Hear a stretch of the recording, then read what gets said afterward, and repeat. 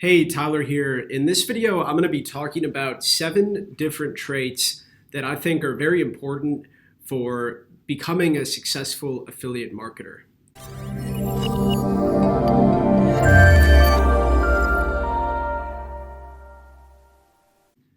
Okay, so let's get into it. So, first and foremost, I think the number one most important trait to be an affiliate marketer is just persistence. So, it takes a long time to figure out affiliate marketing. There's a lot of moving pieces. There's a lot of things that you need to learn through trial and error.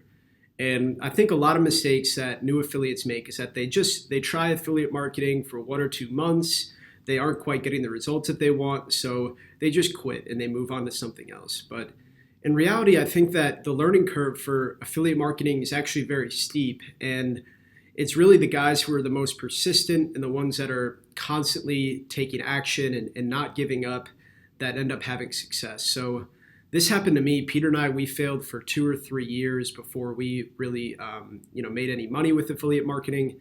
So it just comes down to being persistent, right? So that's the first most important quality.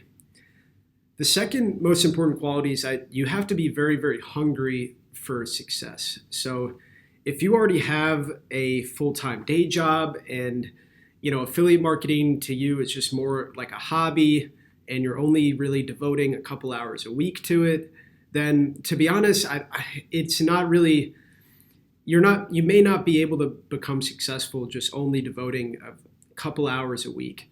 I think really in order to become successful with affiliate marketing, you need to be fully on board and fully hungry for the results. So there's going to be tough times when you're getting started. You're going to lose money. You're going to have your ad accounts shut down every now and then, right? But it all comes down to how hungry you are, because if you're not actually giving up and stuff like that, then you can move forward and eventually find success. So the third thing that I think is very important is developing sort of a mad scientist mentality. So when you're doing affiliate marketing, essentially what 90% of affiliate marketing is just conducting experiments. So you're experimenting with which ad is going to perform better. You might be experimenting with which offer does better, or which landing page, or which angle, or which email sequences do better, right? So there's so many different things to test with affiliate marketing. And the people that really succeed with affiliate marketing are the ones that are constantly testing new ideas, constantly, like every day, launching new ads, coming up with angles, experimenting with different landing pages, stuff like that, right? So you kind of need to become a mad scientist, but also you need to be taking controlled risk and not just blowing money on things that aren't really going to work. Instead, just spending small amounts of money testing ideas that have a high chance, high probability of success, okay? So the fourth aspect that I think is very important is being non-emotional, okay?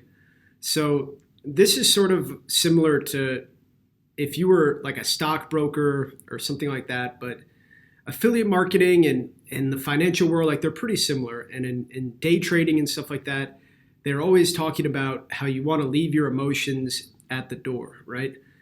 And when you're dealing with high volumes of ad spend and a lot of money going out and lots of numbers every day, it can be very easy to let your emotions take over. And I've been guilty of this dozens of times in the past, more times than I'd like to admit, really. But I think that the people that really do well as media buyers and as affiliate marketers are the ones that are able to separate their emotions from the data, right? So I'm not saying if a campaign is bombing that you should just be non-emotional and let it keep running. You should always just let your data guide your decisions. So if you have a system in place where you let your ads run for a certain amount of impressions before making decisions or something like that, then I think the best thing to do is come up with a set of rules to guide your marketing and to really just stick by a set of rules rather than just let your emotions take over, right? So, for example, we have certain metrics and certain guidelines that we look at while we're testing campaigns and also while we're scaling campaigns. So, for example, when we're testing campaigns, we want to make sure within the first like $500 spent or so that we are, at least at a negative 50% ROI. So, if we've only spent $500 testing an ad campaign, then it's not a lot of money, and we can't expect that we're going to be fully profitable within only $500 of ad spend. But there's certain metrics that we look at, and if I spend $500 and I'm at a 70% loss or something like that, then I'll probably just move on and test a different campaign, right? But if I spend $500 and I'm only at a 20% loss or only at a 10% loss, then I know that that campaign is great and I should move forward on it. So I think that having some specific rules and guidelines that you can apply to your marketing and your media buying can help you kind of separate your emotions from the data, okay? So becoming non-emotional, it's easy to do when you're running campaigns at a low scale. Like if you're just in the testing phase, it's easy to be non-emotional. But when emotions can really take over is when you're running campaigns at a high volume. So let's say that you're spending thousands and thousands of dollars a day on ads, and you're sitting at the computer all day monitoring your stats. It can become very easy to get stuck inside of your own head and think that things are not going as well, when they're really doing okay, or think that things are going great when they're really not doing that great at all. So really what's important is like I said, letting the data guide your decisions and not your emotions, okay? So the fifth point here that I think is an important trait for people getting into affiliate marketing is being willing to move quickly.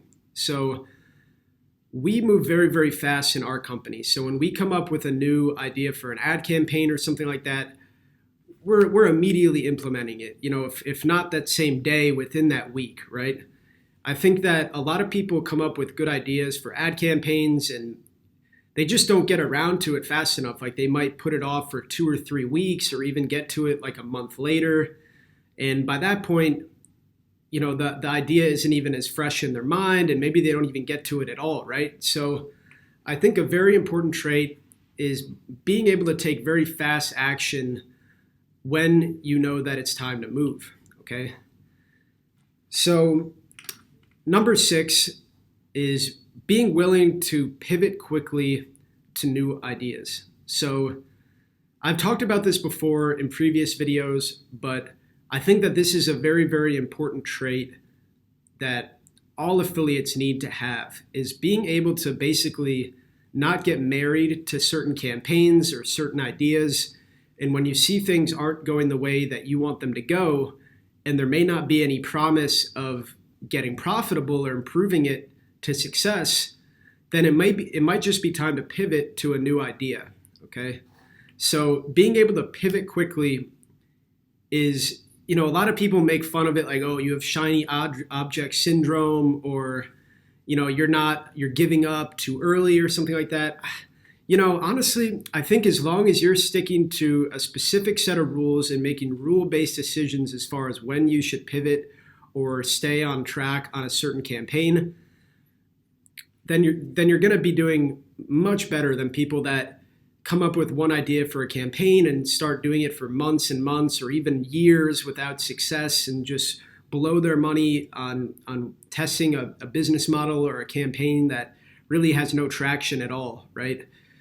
So yeah, pivoting fast is very, very important in this space, and it's something that you might struggle with at first. So if you haven't become successful yet, if you haven't yet gotten your first profitable campaign, then it might feel to you at times like you're giving up too early on things. And maybe you feel inside that, oh, I'm giving up on this. I haven't really given it my all yet. I think I can still turn this around. But, if you spent thousands of dollars testing a campaign and you're still losing 50% of your money and stuff, then guys, it's time to move on. That campaign doesn't have promise. Go find a different offer, go come up with a different angle or landing page, whatever it is, but you need to make sure that you're not getting stuck on certain things. The seventh and the last trait that is very important for affiliate marketers is being able to manage a lot of campaigns at scale. So this is sort of a trait that kind of takes all of the previous points and kind of ties them into one. So in order to really manage campaigns at scale, you need to be persistent, like point one. You need to be hungry, because if you're not hungry, you're not going to be scaling the campaigns to your full potential. You need to be a mad scientist, because when you're running campaigns at scale, you still need to be implementing more creative testing and still updating creatives and implementing things at scale, right? You also need to be non-emotional, which was point four, because when you're running campaigns at scale, emotions can really start kicking your butt if you aren't careful. Number five, this also ties into it too, of being able to move quickly at scale and being able to increase things fast and take quick action on things. And number six, and if things aren't working out at scale, then you need to be able to pivot and rapidly come up with new ideas for how to make things work at scale, right? So managing campaigns at scale, it can be challenging. Yeah, it can be very difficult. And a lot of affiliates, when they start scaling their campaigns, they can end up crashing and burning. And this happens more often than not. So I think what's very important is to do a little bit of searching inside and really identify what type of characteristics that you may have or not have that would be beneficial to you or hurt you. So for example, if you're the type of person who gets very overwhelmed easily when you're managing a lot of things at scale, then it might be better for you to bring on a partner or a contractor or an employee to help you manage projects once you bring them to scale. If you're the type of person that gets overly emotional or isn't good at taking fast action or implementing changes quickly at scale, then you may not be the person that should be managing the scaled campaigns, right?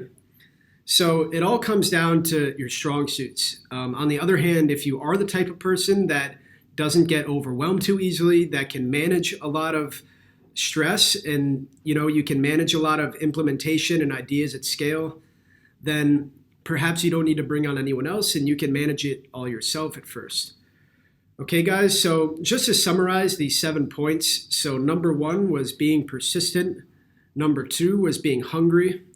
Number three was being a mad scientist. Number four was being non-emotional. Number five was being willing to move quickly. Number six is being able to pivot fast when things don't work out. And number seven is being able to manage campaigns at scale. Anyways, guys, hope this is helpful. I know that these are a lot of traits, and it takes a long time to really build up your competency in these 7 different areas. But as you're moving forward in your career, these are things that you should keep in mind and be working on constantly improving and constantly getting better at. Anyways, I hope this is helpful.